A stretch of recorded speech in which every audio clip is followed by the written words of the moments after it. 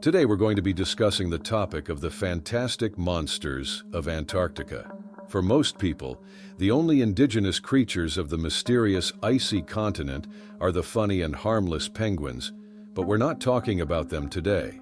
Today we're going to talk about some lesser-known but more dangerous inhabitants of the ice continent. Those polar explorers don't like to talk about it, but everyone who's traveled deep into the ice knows about them. These are the ice-covered deserts where the ancient inhabitants of Antarctica once lived. Before the continent was covered by a kilometer-long ice cap, they were prepared to defend their territory against human encroachment. They are called the monsters of Antarctica. It's no surprise that Soviet polar explorers were the first to encounter the mysterious inhabitants of Antarctica. After all, it was the USSR that made the most progress in studying the mysteries of the icy desert. It's only natural that the Soviet explorers paid the highest price for it. The first encounter with the mysterious monsters occurred during one of the exploratory treks deep into Antarctica. By the end of the 1950s, the USSR was actively exploring the new continent. Recently, on February 13, 1956, the first scientific station, Mirny, was founded. The work was intense, and one of the tasks facing scientists and researchers was to conduct geological exploration of the area adjacent to the station Mirny. As usual, there weren't enough people, so the expeditions had to send small teams of 5 or 6 people with just a snowmobile and one portable house on a sled. In January 1958, one group set off west to explore Wilkes Land. They were expected to work independently for a month. The research plan included surveying the area and deep drilling to take ice samples from the depths of the 3-kilometer ice cap. The data they collected could help us understand more about Antarctica. A week after the group went deep into the continent, the storm hit. The Mirny station was covered in snow. The blizzard was so intense that anyone who wasn't careful risked getting lost and freezing to death without realizing that the warmth was just a few feet away. But that was only half the problem. After all, anyone going to conquer the icy continent shouldn't be afraid of blizzards. Worse was to come. It had been 3 days since the group that had gone on a reconnaissance trip stopped communicating. The leadership of the Soviet Antarctic expedition was in shock. They had to organize a search. But how? The weather was such that flying was out of the question. Even if they had been able to pull the plane by tractors to the runway, the side wind gusts would have simply thrown it into the ocean. Should we send another rescue expedition by tractor-trailer? But where to? The group had been on the road the whole time. The last radiogram said that the camp had been broken up and they were on their way. Adding to the confusion was the radio operator's reception of a strange message in which only 3 words could be made out: horror and all dead.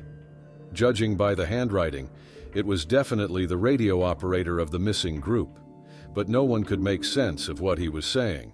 The storm ended just as suddenly as it had started, as if someone up in the sky had just turned off the switch. At Mirny Station, the work started right away.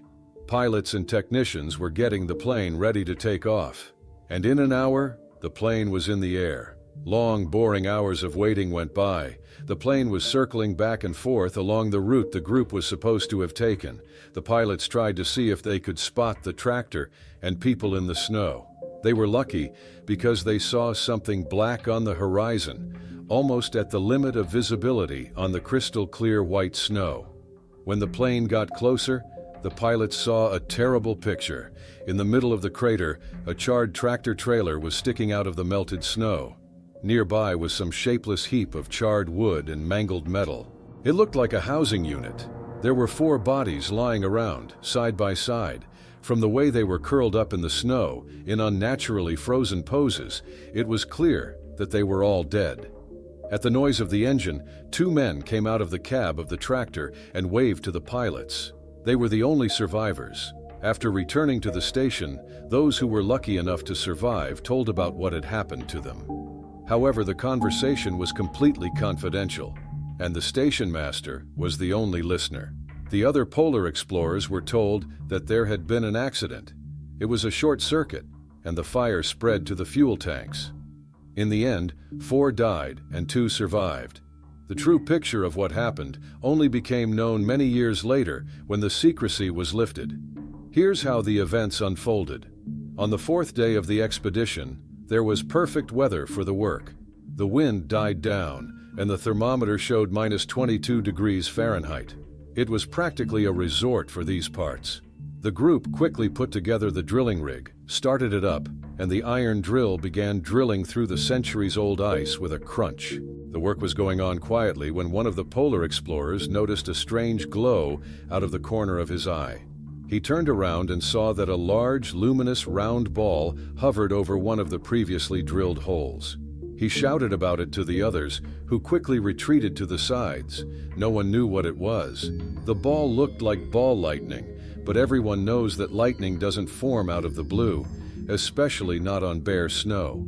One thing was clear, though. You'd have to stay away from it. The ball was obviously very hot, and the snow around it was melting into water. A thin stream of vapor stretched into the air. One of the polar explorers stepped towards the balloon, taking out a camera to take a spectacular picture of the unusual phenomenon. As it turned out later, this event was the cause of the tragedy that played out the next minute. The ball rushed towards the man, touched him, and his oil-stained overalls burst into flames. In the blink of an eye, the photographer turned into a burning torch, screaming loudly in pain and rolling around in the snow. The orb was thrashing among the people as if alive. All it took was a touch, and a person flared up like the head of a match. The sphere hit the wooden block of flats and flew through it like a knife through butter. The house went up in flames. All that happened took no more than 10-15 seconds. The sphere disappeared, leaving behind 4 charred bodies, melted snow, and a burning dwelling block. By some miracle, 2 of the expedition members who were standing farther away from the others remained alive. They managed to pull the tractor aside and knock the flames off its sides. Then they spent a few days warming up. They fixed the tractor cabin with spare parts. They also found a radio station and sent a distress signal to Mirny Station. They were afraid to approach the bodies of their comrades. They couldn't work anymore. Both survivors believed that the sphere appearing above one of the holes drilled in the ice couldn't be an accident. It was just a matter of time before someone figured out what else could have come out from under the many kilometers of ice shell on this light. The case of the polar explorer's death immediately came under the control of the KGB. Even the Chekists couldn't shed light on the mystery of what had happened. The investigators' conclusion was that the cause of death of 4 people was a natural event of insuperable force. In plain English, it basically meant, who knows what happened? But the story didn't end there. It turned out that this wasn't the only time people had contact with mysterious fireballs. A few years later, a group of 17 American researchers died in the same area. After that, the Wilkes Land was added to the list of places where people shouldn't be sent.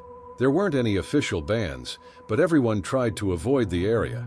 The last time the killer balloons were seen was in 1991. The witness was Jacques Balance, an operator for a French research group. When he noticed something in the sky that was mistaken for a natural phenomenon, he rushed to take a spectacular photo. It was a fateful decision. His charred-to-the-bone body was found only 3 days later. On the last photo he took, it was possible to see only mysterious bright yellow spots. The fireballs that killed the Soviet polar explorers were called Plasmasaurs. Apparently, this is an extremely unusual and very aggressive life form made of clots of plasma. Some researchers think that it was Plasmasaurs that caused the death of the Dyatlov group. But it wasn't just Plasmasaurs that were found in Antarctica. There were even worse creatures.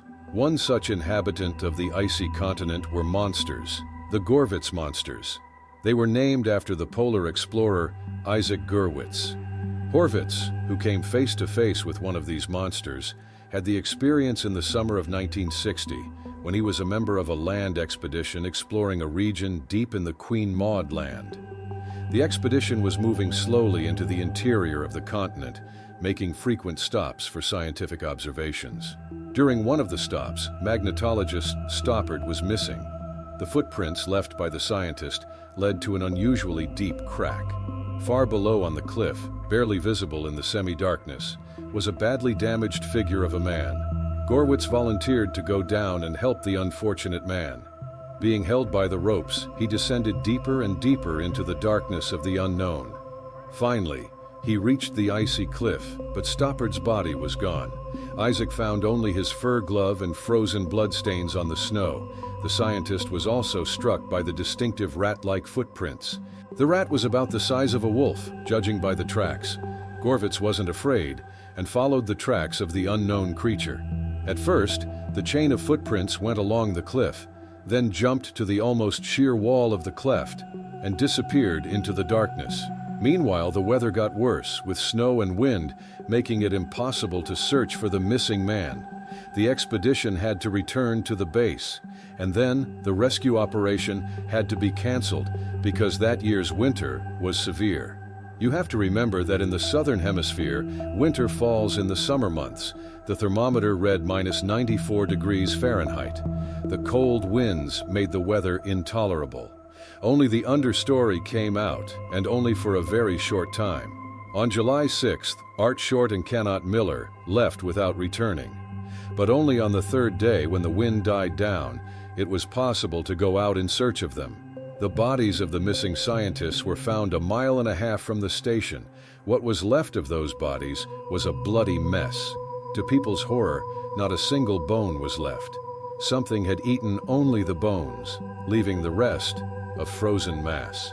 Gorvitz figured the dead polar explorers had found the unknown creature and chased it away from the station. The weather made it impossible for them to return. And then, when they died of the cold, the unknown creature mauled their bodies. A few weeks passed and Gorvitz himself encountered this unknown creature. He was working with a partner in the magnetic pavilion. All of a sudden, in the light of the moon, the scientist noticed a huge white stooge approaching. He fired all the cartridges of his gun. The mountaineer drove the terrible animal away. On the snow, he found clots of liquid that somehow did not solidify in the extreme cold. Gorvitz compared what he had seen with the stories of Russian polar explorers who had also encountered similar monsters. He figured that deep in Antarctica lived creatures he called polar creons. They had a liquid that was similar to human blood, according to Gorvitz's assumptions. It had an ammonia carbon dioxide mixture in it, like the one used in some cooling systems. The normal temperature for these creatures was somewhere between -94 and -148 degrees Fahrenheit. From what I've read, they mostly hang out around the South Pole. In summer, they hole up in deep crevices or hibernate wrapped in an impenetrable cocoon. But in winter, they're out and about during the polar night. They're afraid of heat, so they stay away from people and don't hang around Antarctic stations. It's not clear whether creons are dangerous to humans. Our fear of heat might be overpowered by a passion for the mineral elements in our bones. So our instinct for self-preservation suggests we stay away from them. We can only wonder what other horrors the ice desert, unconquered by man, contains, and what is hidden under its powerful ice shell. Maybe we should not so thoughtlessly strive to penetrate into the bowels of the icy continent. Who knows if it was covered with ice by accident, or if someone wanted to protect us from the horrors that might be lurking in its depths. Please leave a comment and let us know which monster story was your favorite. Do you believe these stories are true, or were they made up by polar explorers? Please like this video and subscribe to my channel so you won't miss any new stories.